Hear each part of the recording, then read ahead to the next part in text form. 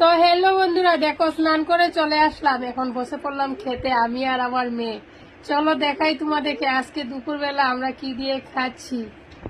চলো সাথে থাকো, কেউ যাবে না, ভিডিওটা দেখে যাও কি রান্না করেছি আজকে তোমাদেরকে দেখাবো।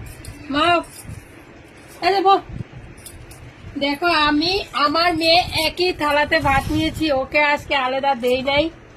ওর পাপা খেয়ে নিয়েছে, আলাদা দিলে আজকে মুসন করবে, খাবে না, তাই একই থালাতে নিয়েছি, আমি খাইয়ে দেবো আমার মেয়েকে। আর ভাতগুলো এখনো ভাঙ্গি নাই।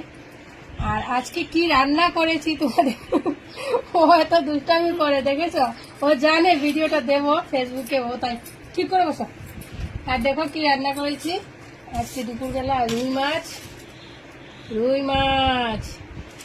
মাছ রান্না করেছি। আমার মেয়ে এক টুকরা, আমি এক টুকরা নিয়ে নেবো,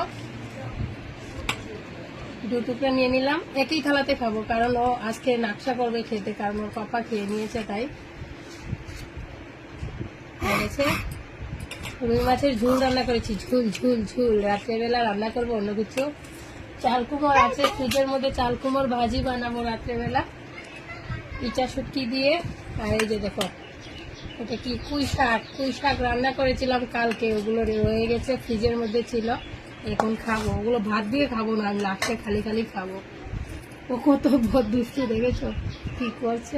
আর তোমাদের দাদাভাই খেয়ে নিয়েছে আগেই, উনি খেয়ে এখন ঘুমাচ্ছে, এখন আমি আর আমার মেয়ে খাবো।